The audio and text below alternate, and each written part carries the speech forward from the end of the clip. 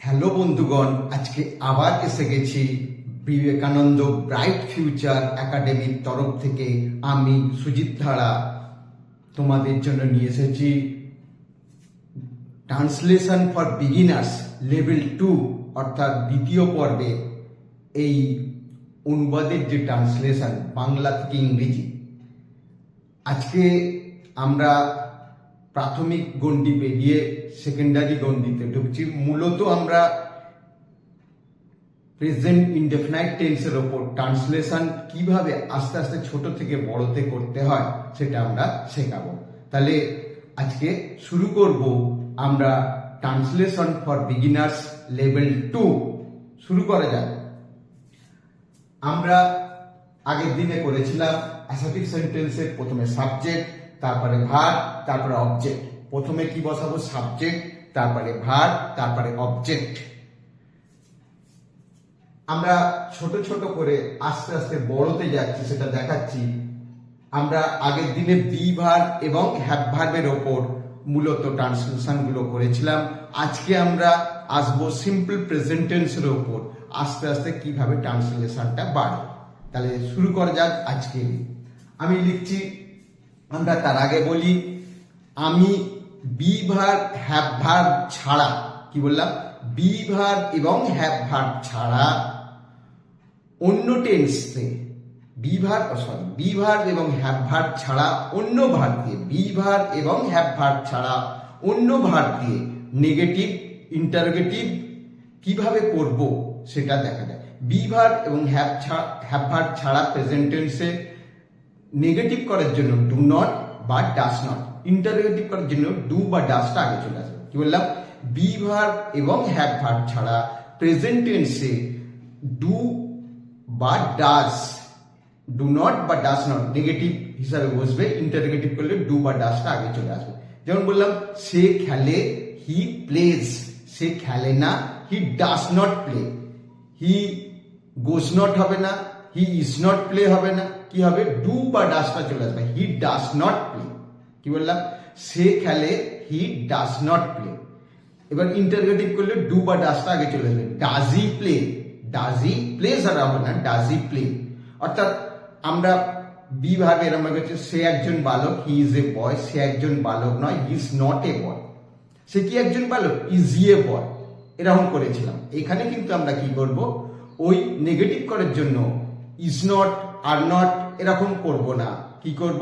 সে যায়, হি গোজ। অর্থাৎ আমি বলেছি বি ভার্ব এবং হ্যাভ ভার্ব ছাড়া, বি ভার্ব এবং হ্যাভ ভার্ব ছাড়া।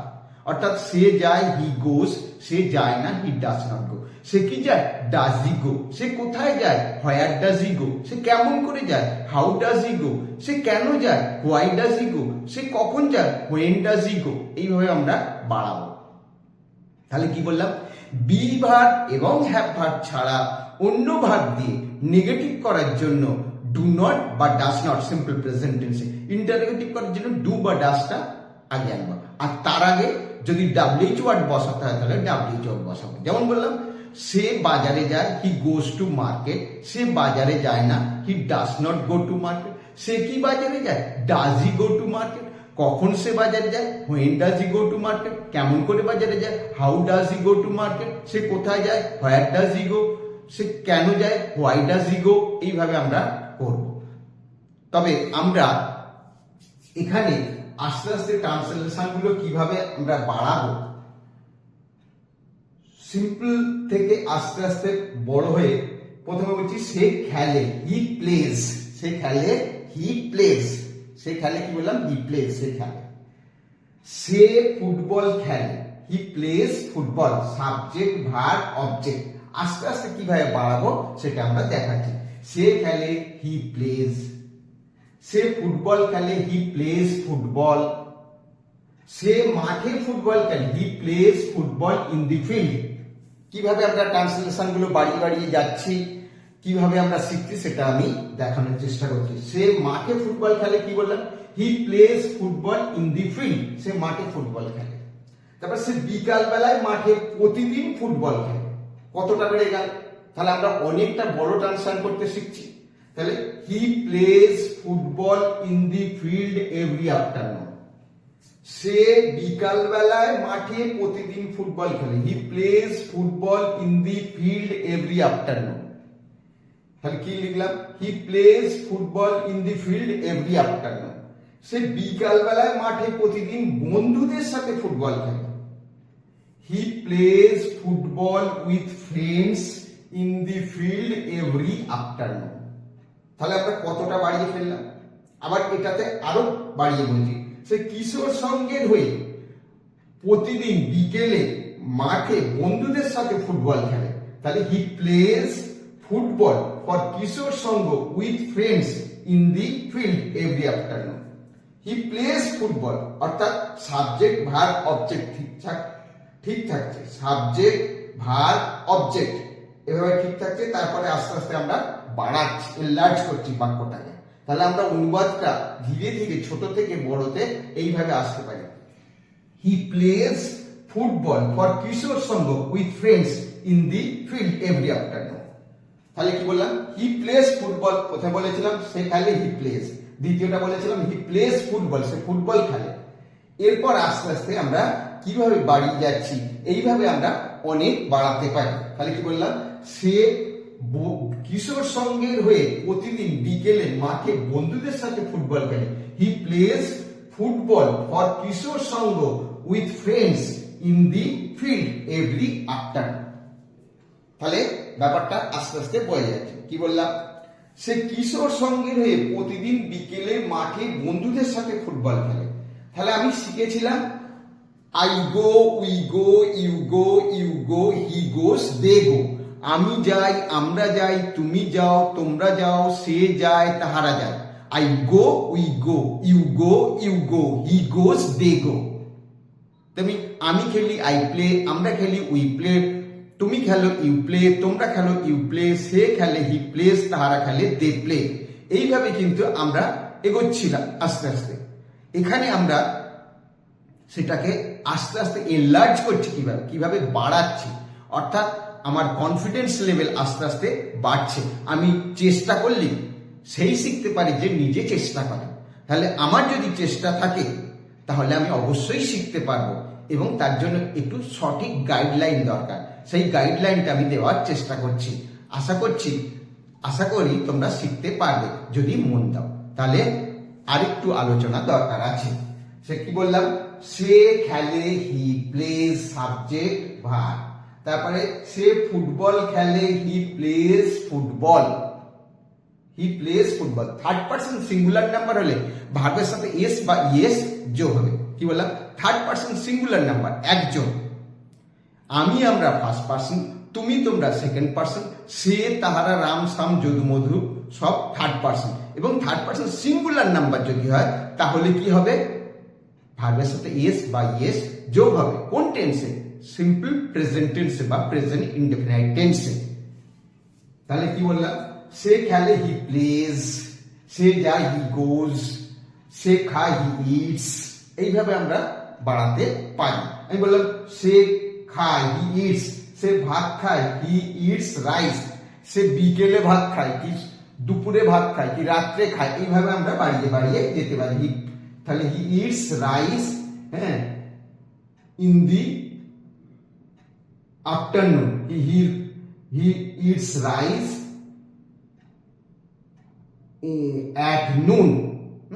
এইভাবে আমরা কোথায় খায়, কার সাথে খায়, এইভাবে বাড়িয়ে বাড়িয়ে আমরা যেতে পারি। আমরা নিজেরা চেষ্টা করলেই ইংরেজি শিখতে পারি। ইংরেজি শেখাটা আমাদের হাতের মুঠোয়, যদি প্রপার গাইডলাইনটা আমরা পাই এবং আমাদের চেষ্টা থাকে। তাহলে বললাম সেই শিখতে পারে যার নিজস্ব চেষ্টা আছে। চেষ্টা ছাড়া কখনোই শেখা সম্ভব নয়। সে খেলে, হি প্লেজ, সে ফুটবল খেলে, হি প্লেজ ফুটবল, সে মাঠে ফুটবল খেলে, he plays football in the field, সে বিকাল বেলায় মাঠে প্রতিদিন ফুটবল খেলে, he plays football in the field every afternoon. সে বিকাল বেলায় মাঠে প্রতিদিন বন্ধুদের সাথে ফুটবল খেলে, হি প্লেজ ফুটবল। তাহলে সাবজেক্ট ভার্ব অবজেক্ট সবসময় ঠিক থাকছে, তার উপরে সাবজেক্ট ভার্ব অবজেক্ট ঠিক রেখে তারপরে আস্তে আস্তে আমরা বাড়াচ্ছি। He plays football with friends in the field every afternoon. সে কিশোর সংঘের হয়ে প্রতিদিন বিকেলে মাঠে বন্ধুদের সাথে ফুটবল খেলে। হি প্লেজ ফুটবল, তাহলে he subject, plays verb, football object. For Kishore Sangha with friends in the field every afternoon. এইভাবে আমরা বাড়িয়ে যেতে পারি বাক্যকে। অনেক বাক্যই আমরা এইভাবে শিখতে পারি। তাহলে ব্যাপারটা বোঝা যাচ্ছে। যদি ভিডিওটা তোমাদের ভালো লেগে থাকে তাহলে অবশ্যই চ্যানেলটাকে সাবস্ক্রাইব করে নেবে যদি নতুন হও, আর শেয়ার করতে ভুলবে না বন্ধুদের সাথে। তাহলে তুমি জানছো, তুমি অন্য একজনকে জানাচ্ছ। এইভাবে জানার লেভেলটা বা পরিসরটা অনেক বাড়বে। আর তোমাদের মনোমতো হলো কি না হলো, বা আর কি তোমরা চাইছো, তাহলে কমেন্ট বক্সে লিখতে ভুলবে না। এবং ভালো লাগলে লাইক তো করবি। তাহলে আজকে যেটা আমরা বললাম সেটাই আরেকটু ডিটেলসে বলছি এবং শেষে তার সার সংক্ষেপ আমরা বলবো। তাহলে কি বললাম? আমরা বলেছিলাম, আমরা প্রথমে বিগিনার্সদের ট্রান্সলেশনে আমরা বলেছিলাম বি ভার্ব এবং হ্যাভ ভার্বের উপর। আজকে আমরা বি ভার্ব, হ্যাভ ভার্ব ছাড়া অন্য ভার্ব দিয়ে প্রেজেন্ট টেন্সে ক্ষেত্রে বলছি। সেটা হচ্ছে কি, যেমন আমরা এই কনজুগেশন অফ ভার্বস এইভাবে, আমি খেলি, আমরা খেলি, তুমি খেলো, তোমরা খেলো, সে খেলে, তাহারা খেলে। তাহলে I play, we play, you play, you play, he plays, they play. এবার থার্ড পারসন সিঙ্গুলার নাম্বার হলে ভার্বের সাথে এস বা ইয়েস যোগ হয়। তাহলে যেমন আমি এখানে লিখেছি, সে খেলে, হি প্লেজ। সে খেলে না, হি ডাস নট প্লে হবে। কি হবে? হি ডাস নট প্লে। সে কি খেলে জিজ্ঞাসা করছি, সে কি খেলে? তাহলে ডু বা ডাসটা আগে চলে আসবে। আর বি ভার্ব হ্যাভ ভার্ব দিয়ে থাকলে বি ভার্ব বা হ্যাভ ভার্বটা আগে আসছিল, এখানে ডু বা ডাসটা আগে আসবে। Does he play? সে কি খেলে? সে কোথায় খেলে? হোয়ার ডাজ হি প্লে? কেমন করে খেলে? How does he play? কেন খেলে? Why does he play? এইভাবে আমরা অজস্র ট্রান্সলেশন করতে পারি, অনুবাদটা সঠিক অর্থে করতে পারি। ঠিক আছে? এবং আমরা সেটাকে কিভাবে আস্তে আস্তে বাড়াচ্ছি সেটাই আমি দেখিয়েছিলাম। যেমন আমি বলেছিলাম, আমি বই পড়ি, আই রিড এ বুক। আমি সন্ধ্যাবেলায় একটা বই পড়ি, I read a book in the evening. আমি ঘরে বসে সন্ধ্যাবেলা একটা বই পড়ি। তাহলে I read a book, I read a book in my study বা সিটিং ইন মাই রুম। তাহলে এইভাবে আমি কি বই পড়ি সেটা যদি আবার বলি, তাহলে আই রিড হিস্ট্রি বুক। এইভাবে আস্তে আস্তে কিন্তু আমরা বাড়াতে পারবো। সেটাই আমরা এখানে দেখিয়েছিলাম। সে খেলে, হি প্লেজ। সে ফুটবল খেলে, হি প্লেজ ফুটবল। যদি বলি সে ফুটবল খেলে না, he does not play football, he does not play football. সে মাঠে ফুটবল খেলে, he plays football in the field. সে বিকেল বেলায় মাঠে প্রতিদিন ফুটবল খেলে। আস্তে আস্তে একদম বাড়ছে। তাহলে এইভাবে তোমরা ট্রান্সলেশন গুলো সহজেই করতে পারবে। He plays football in the field every afternoon. সে বিকাল বেলায় মাঠে প্রতিদিন বন্ধুদের সাথে ফুটবল খেলে। তাহলে he plays football with friends in the field every afternoon. সে কিশোর সংঘের হয়ে প্রতিদিন বিকেলে মাঠে বন্ধুদের সাথে ফুটবল খেলে। He plays football for Kishore Sangha with friends in the field every afternoon. তাহলে ব্যাপারটা বোঝা যাচ্ছে। আমরা চেষ্টা করলেই কিন্তু সহজেই শিখতে পারি। তার জন্য কি দিতে হবে? আমাদের মন দিতে হবে, আমাদের ধ্যান দিতে হবে, দেহ মন এক করে আমাদের শিখতে হবে। বারবার এটাই বলছি, সেই শেখে যার শেখার ইচ্ছা আছে। কাউকে জোর করে শেখানো যায় না। তবে আমাদের বাচ্চারা ছোট, তাদের একটু সঠিক গাইডলাইন দিতে হবে বা আমাকে চেষ্টা করতে হবে, তাদের জিনিসগুলো সঙ্গে নিয়ে বসতে হবে।